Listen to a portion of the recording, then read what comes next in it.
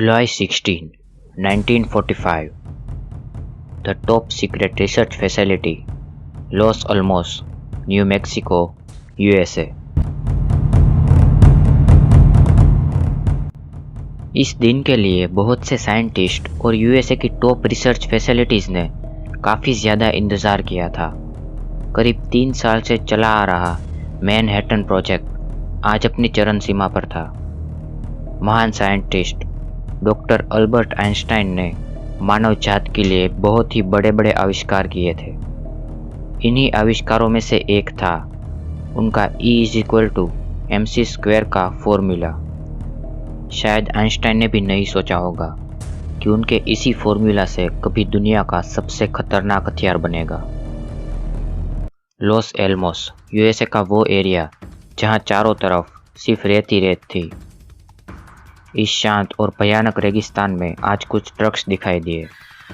इन trucks में एक नए टाइप का बॉम्ब लाया गया था। ये बॉम्ब 3 साल की रिसर्च का प्रोडक्ट था। मैनहट्टन प्रोजेक्ट को पूरा करने में यूएस गवर्नमेंट ने अपने $2 बिलियन से भी ज़्यादा खर्च कर दिए थे।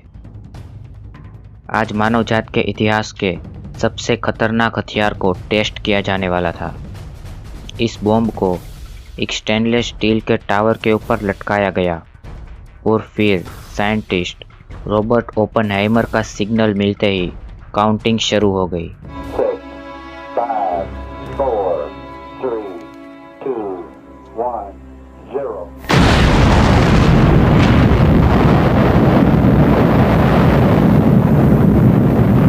इस एक्सप्लोजन से बॉम्ब को कैरी करने वाला पूरा स्टेनलेस स्टील टावर भाप बनकर उड़ गया। हाई टेम्परेचर की वजह से रेगिस्तान की रेत ग्रीन ग्लास में कन्वर्ट हो गई। ये धमाका इतना खतरनाक था कि उसे देखकर साइंटिस्ट और यूएस मिलिट्री भी कांप उठी। पर यह तो बस उस तबाही की शुरुआत थी जो आगे जाकर लाखों लोगों की जान लेने वाली थी।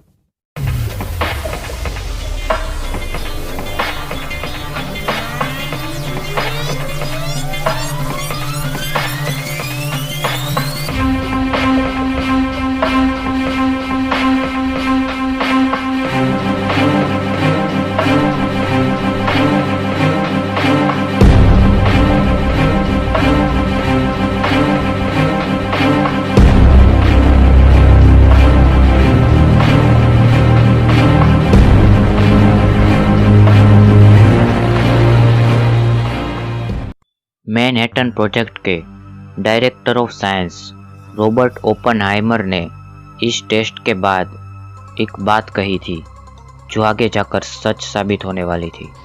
We knew the world would not be the same. Few people laughed. Few people cried. Most people were silent.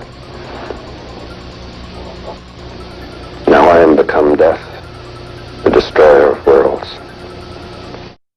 1945 Japan के लिए एक बहुत ही बुरा वक्त था। सेकंड वर्ल्ड वॉर की वजह से लोगों का जीना मुश्किल हो गया था। जापान की इकोनॉमी बहुत ही बुरी तरह गिर चुकी थी। दुकानों में अंडे, दूध, चाय या कॉफ़ी का मिलना लगभग नामुमकिन हो गया था। रास्तों पर एक भी कार देखने नहीं मिलती थी।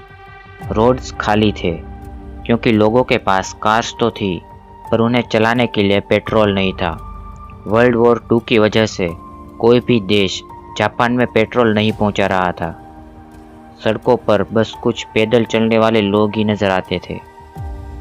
सभी बड़े लोगों के आर्मी में भर्ती हो जाने की वजह से बच्चों को मजबूरन पढ़ाई छोड़कर काम करना पड़ता था।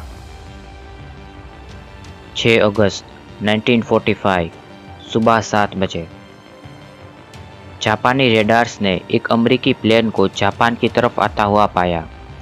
तुरंत ही पूरे जापान के सारे रेडियो स्टेशंस को रोक दिया गया और खतरे का सायरन बजने लगा।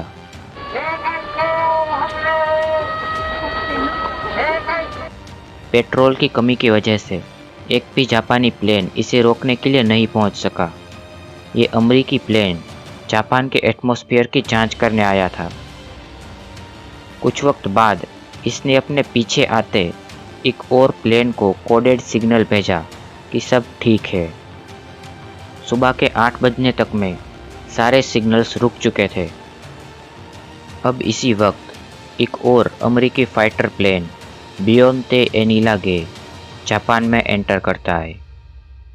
8:09 को प्लेन के ड्राइवर कर्नल पॉल टिबेट्स ने अपने साथियों को गोगल्स चढ़ा लेने का संदेश दिया। Okay, we're about to start the bomb run. Put on your goggles.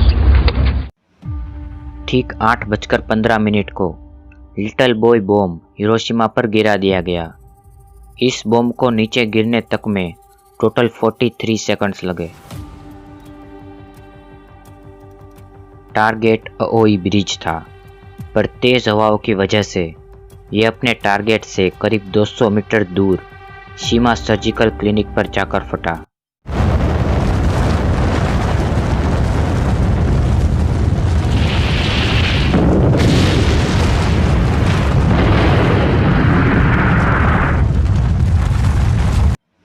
Temperature अचानक से ही 4000 डिग्री सेल्सियस जितना बढ़ गया। एक ही सेकंड में लगभग पूरा शहर नक्शे से गायब हो गया। 12,500 टन TNT से भी ज़्यादा पावर रखने वाले इस धमाके से हिरोशिमा की 2/3 बिल्डिंग्स एक झटके में ही टूटकर बिखर गई। ब्लास्ट के आसपास के 15 किलोमीटर तक हर बिल्डिंग के शीशे चकनाचूर हो गए। 3000 फीट ऊंचे इस आग के गोले ने 80,000 लोगों को जिंदा निगल लिया और बाकी के बचे हुए लोगों को हमेशा हमेशा के लिए बीमार करके छोड़ दिया। जापानीज ठीक से ये समझ भी नहीं पाए थे कि हिरोशिमा में अचानक से ये क्या हो गया था। तभी यूएस ने जापान के ऊपर एक और परमाणु हमला करने का फैसला कर लिया। 9 अगस्त 1945 6 अगस्त की सुबह की ही तरह एक और अमेरिकी B-49 फाइटर प्लेन आसमान में नजर आया, पर इस बार यह जापान की औद्योगिक राजधानी कोकुरा के ऊपर मंडरा रहा था।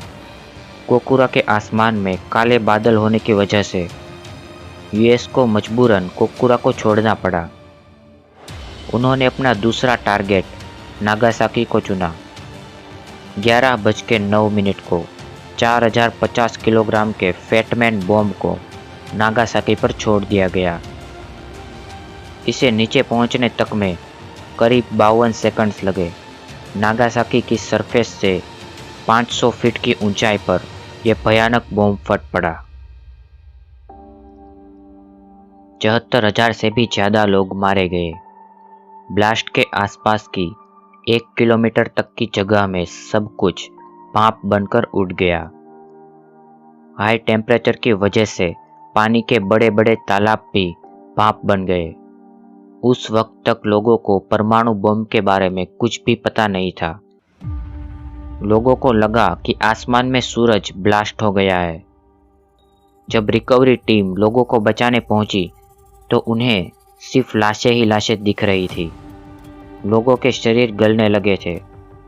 इस हमले के शिकारों में से एक के मुताबिक जब उन्होंने अपने भाई को सहारा देने के लिए उसके कंधे पर हाथ रखा तो कंधे का मांस शरीर से अलग होकर उनके हाथ में आ गया। इन 2 भयानक हमलों को झेलने के बाद आखिरकार जापान ने हमले के 6 दिन बाद सरेंडर कर दिया और दूसरे विश्व युद्ध का अंत हो गया। आज भी जापान में रेडिएशन के शिकार हुए लोगों की बुरी हालत देखी जा सकती है और ये आगे कितनी पीढ़ियों तक चलता रहेगा ये किसी को नहीं पता।